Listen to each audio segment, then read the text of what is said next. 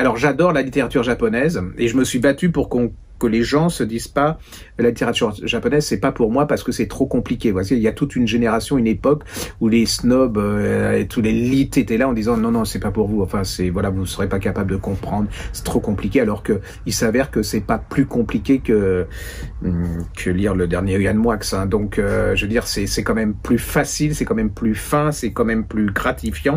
D'ailleurs on fera une série spéciale Petite Librairie sur la littérature japonaise. Et là vient de paraître de Richard Colas, hein, avec 2 S, pas Collard, Richard Colas, je n'ai rien à voir avec cet homme qui a beaucoup de talent. Il nous a fait paraître le dictionnaire amoureux du Japon chez Plomb. Alors si vous aimez le Japon, d'ailleurs, alors allez-y, c'est indispensable. Si vous voulez découvrir le Japon, c'est un livre absolument merveilleux, alors qui vous fait découvrir plein de choses et alors qui fait sauter toutes les idées toutes faites. Alors lui, il a, pour ainsi dire, vécu, je crois qu'il était chef d'entreprise ou quelque chose comme ça au Japon. Il a vécu toute sa vie au Japon et il nous raconte le Japon tel que c'est avec, alors le Japon, son histoire, ses grands, comme les geishas, vous avez tout, hein. Ça va du shintoïsme. Alors au départ, vous dites, oh là, c'est incompréhensible. Il vous rend le shintoïsme d'une simplicité, une clarté incroyable. Le Nikon, le fabricant d'appareils photo, vous vous demandez pourquoi, vous voyez, ça va de la grande tradition. Vous avez aussi les sushis. Moi, je déteste ça, c'est du poison, mais bon, voilà. Il a presque réussi à me faire aimer les sushis, hein, donc voilà.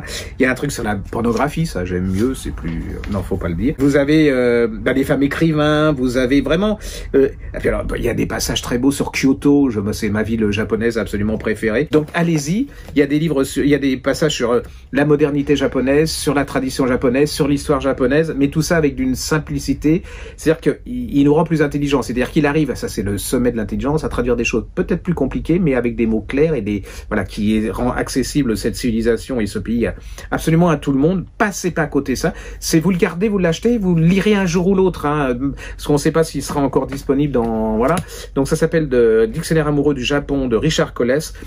Passez-y, c'est absolument fabuleux. N'oubliez pas de mettre un pouce bleu et de vous abonner.